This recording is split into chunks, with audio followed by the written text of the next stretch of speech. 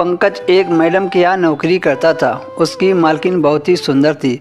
उसके पति किसी एक्सीडेंट में मारे गए थे, जिसकी वजह से उस घर में पंकज और पंकज की मालकिन रहती थी।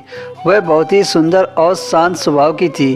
पंकज ने उनको कभी गलत नज़रों से नहीं देखा था। एक बार की बात है, पंकज की मालकिन बाथरूम में नहा रही थी। तभी मालकिन के चिल्लाने की आवाज़ आई।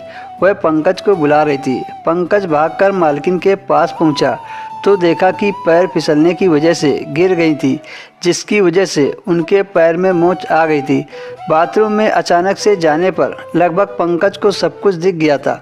उनका सुंदर बदन तो लाजवाब था। पंकज तो बस उन्हें देखता ही रह गया। तभी मालकिन बोली, मुझे उठाकर ले चलोगे या ऐसे ही देखते रहोगे? उसके बाद पंकज अपनी गोद में उठाकर मालकिन को बेडरूम तक लेकर आ गया। फिर मालकिन ने कहा, मुझे डॉक्टर के पास ले चलो। उसके बाद पंकज अपनी मालकिन को डॉक्टर के पास ले गया और उन्हें दवा दिलवा लाया। उस दिन से पंकज के आंखों में मालकिन का खूबसूरत बदन घूमने लगा। एक दिन पंकज की मालकिन पंकज से प्यार से बातें कर रही थी। इसी तरह पंकज का दिन निकलने लगा। तभी मालकिन ने कहा, देखो पंकज, मैं कितनी बदनसीब हूँ। मेरा पति मुझे छोड़कर चला गया और मैं अकेले रहती हूँ। मुझे हमेशा अपने पति की कमी खलती है। अभी मेरी उम्र ही क्या है, अभी तो मैं जवान हूँ। मेरी भी ज़रूरतें हैं, बस मुझे मन मारकर रहना पड़ता है। तभी मालकिन बोली, पंकज, क्या तुम मुझसे शादी करोगे? पंकज ने कहा कि आप ये क्या कह रही हैं? आप एक मालकिन हो और मैं एक मामूली नौकर। मालकिन कहने लगी, क्या मैं तुम्हें अच्छी नहीं लगती? पंकज ने कहा, नहीं, ऐसी बात नहीं है। फिर मैंने सोचा, इतना अच्छा मौका है, मैं कैसे छोड़ दूं?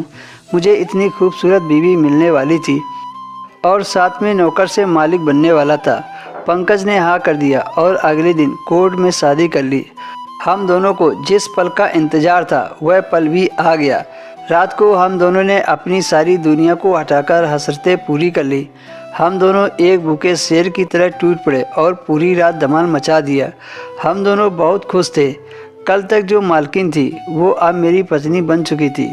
अब हम दोनों पति पत्नी बनकर खुशी खुशी रहने लगे।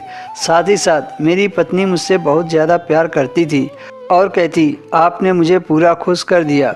और 1 साल बाद हमारा बेटा भी हो गया। मैंने उसका नाम किस्मत रखा, क्योंकि ये मेरी किस्मत ही थी जो मैं नौकर से मालिक बना था।